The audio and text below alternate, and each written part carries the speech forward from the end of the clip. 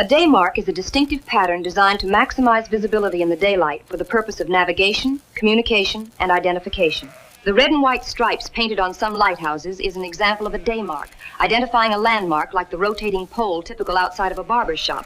A barber's pole is a visual illusion. Rather than traveling around the pole, the stripes are perceived as traveling infinitely upward. Its sonic equivalent, the Shepard tone, is a tone that seems to perpetually rise or fall in pitch. This is the result of the weaving of overlapping tones, as opposed to the Doppler effect, where the observed frequency is higher or lower than the emitted frequency. Depending on whether the source is moving towards or away from the observer, spectral lines will be displaced towards shorter or longer wavelengths, respectively. In the case of lines in the visible spectrum, an increase in wavelength corresponds to the object moving away from the observer and a displacement towards the red. But Waldo had reached his limit. He had been separated from Wilma for more than 2 months. 2 months, all he had to show was 3 dog-eared letters. In the first, he was on average 0.99 square centimeters. This was reduced to 0.8 in the second and 0.33 in the third. The first page contained 1 Waldo and approximately 225 non-Waldo people and animals. By the final page, there was 1 Waldo and approximately 850 non-Waldo people. When school had ended, she'd returned to Wisconsin and he to Pennsylvania.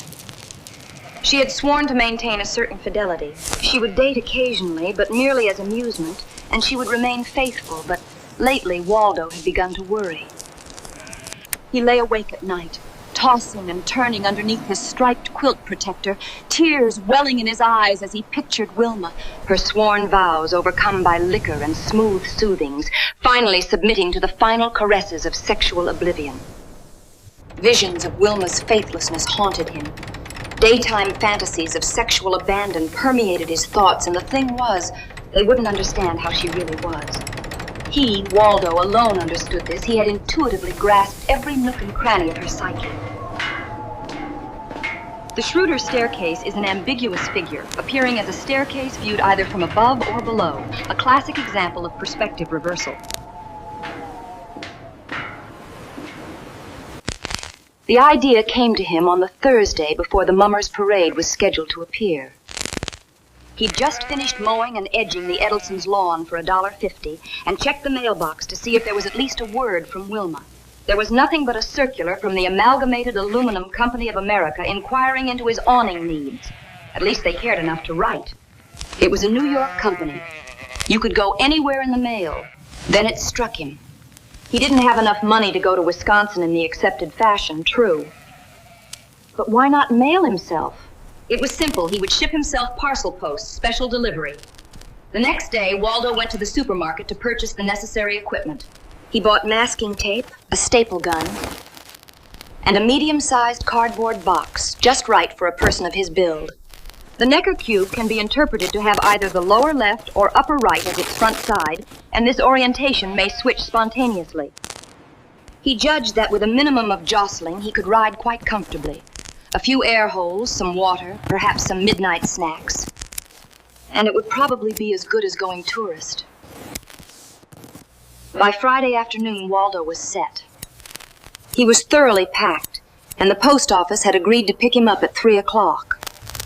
He'd marked the package, fragile.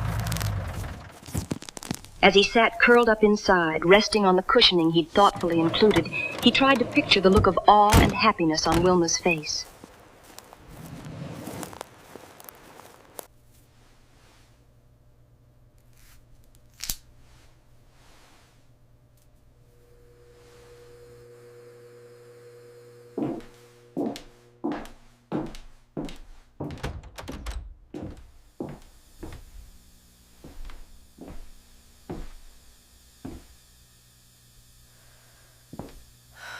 Oh, God, it's absolutely maudlin outside. I know what you mean. I feel all icky. I'm supposed to be taking these salt pills, but they make me feel like throwing up. God, don't even talk about that. Want one? It's supposed to be better than steak. I don't think I'll ever touch a daiquiri again.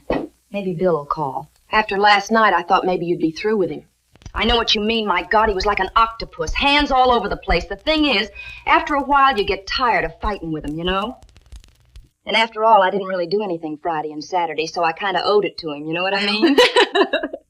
I'll tell you, I felt the same way. And after a while, I even wanted to.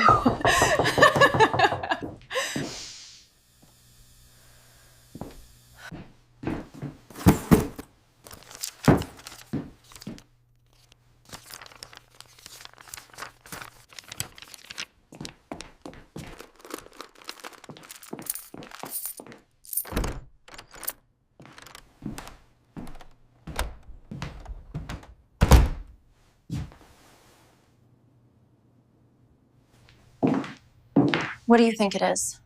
I don't know. Why don't you look at the return address and see who it's from? Oh, God, it's from Waldo.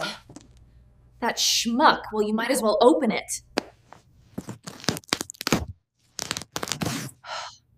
He must have nailed it shut.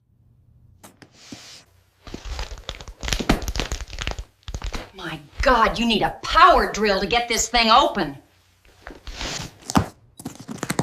You can't get a grip?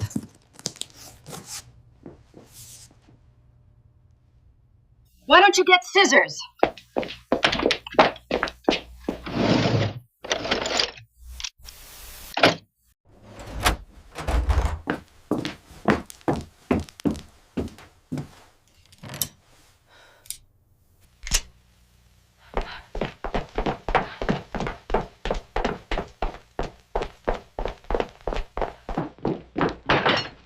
This is the best I could find. Here, you do it. God damn this thing. I've got an idea. What is it? Just watch.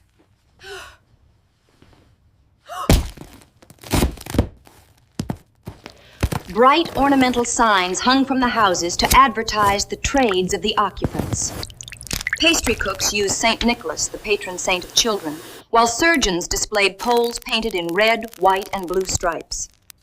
The red indicated that the surgeon was prepared to bleed his patients, the white that he would pull teeth or set bones, and the blue that he would, if there was nothing more serious to be done, give the customer a shave. If one observes a rotating barber pole, preferably one of the type which is enclosed in a glass tube, 3 possible phenomena may occur. 1. The observer may see the movement as it objectively occurs, that is, a torsion which is conditioned by the turning of the pole on its vertical axis. The diagonal stripes are taken for what they actually are, namely spiral stripes on a revolving cylinder. 2. The observer may see movement in the vertical direction only, an illusion which is conditioned by the spiral stripes as they appear to rise upon the turning pole. In this case, horizontal movement is missing. The pole seems to be sliding smoothly upward, and there is an imaginary extension of the pole above and below the glass case. The total perception is of a non-rotating pole of indeterminate length which is being shoved upward through the glass case. The extension of the pole is one of meaning rather than a visual quality. 3. The observer may see a combination of the horizontal and vertical movements, with one of the 2 components prevailing to a greater or lesser degree. The 3 phenomena may fluctuate, one giving way to another, as in the case of all ambiguous illusions.